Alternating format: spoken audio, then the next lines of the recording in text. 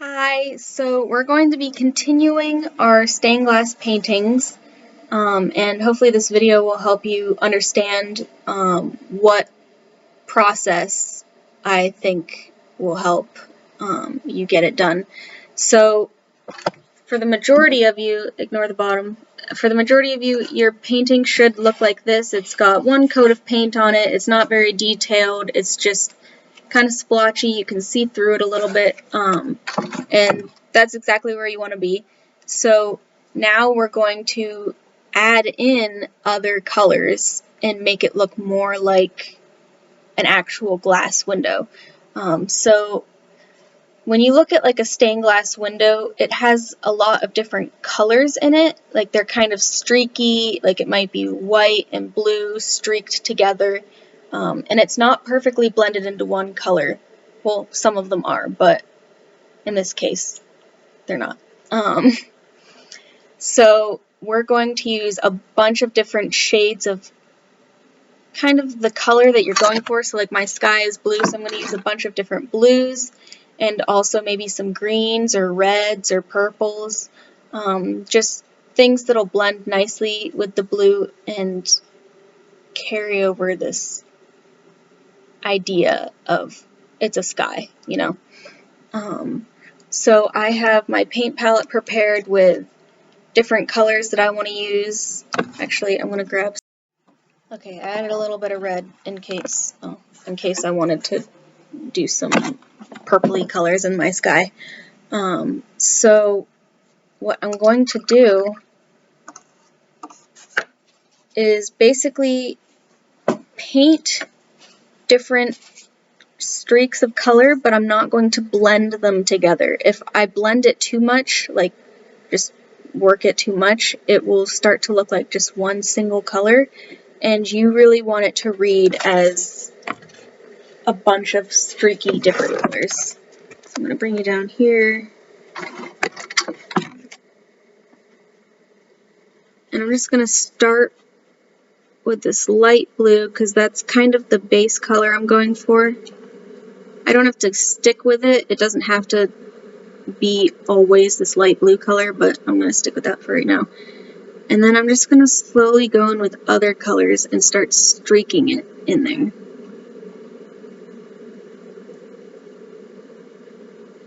Like that.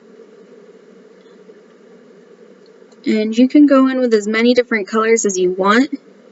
I feel like 2 colors is pretty good for one panel, or 3 colors, I guess. So I've got the light blue, the dark blue, and some white. And I'm going to leave that one alone for now. You can always come back to it. It doesn't have to be permanently done. I may come back and fix this one because I don't know if I like how it's completely different than the other ones. But some windows are like that, so I never know. Also, you want to try and vary the direction your paint strokes are going in, because if you look at a window, sometimes the glass is cut from different sections, and to use all the glass, you can't have every single piece of glass going in the same direction. So we're going to try and think about that. So this one, I'm going to try and paint it this way, so it's completely different than the one that I just did. Fill that in there. And this time I'm going to go in with some green, and I'm just going to stripe it in there the direction that I want it to look like my glass is going.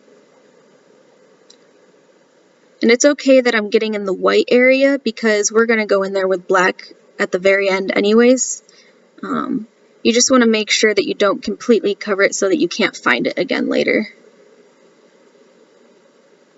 I'm going in with a brighter blue than the first one. The first one was ultramarine blue, which is kind of more of a deep purpley color. Well, I mean it's blue, but it's more of a violet blue. And this other blue that I'm adding in is more of a phthalo blue or a primary blue. So it's a little greener. So I'm going to mix that in with the green one.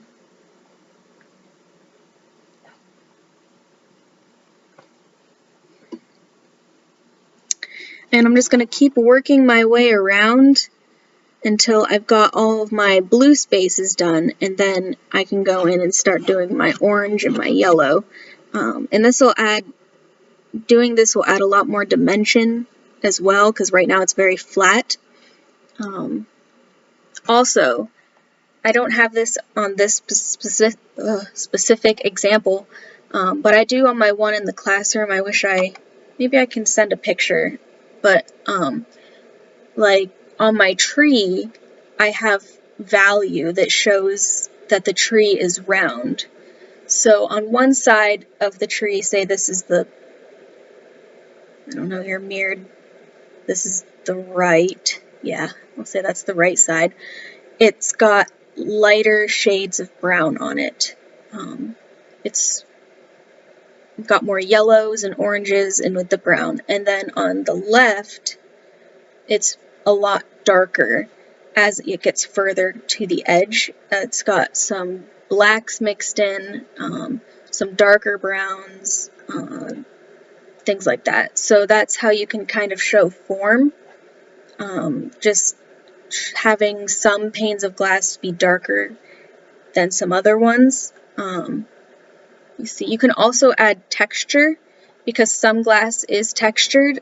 Like my tree bark, again, kind of has like a stippled, splotchy texture to it, and then some of it is like more wavy. I recommend that you look up stained glass windows or just different glass, I guess, because you can basically get glass with any texture on it, and so you can contribute that into your painting. So maybe I'm going to go back down here, maybe I want this one to be kind of bumpy looking. So I'm going to go in with my paint to get the whole area wet again. And then I'm going to go in with white and start doing some splotchy looking polka dot things. And they'll blend in with the previous wet paint that you laid down right before. And they'll start to make a texture that looks like bumpy glass.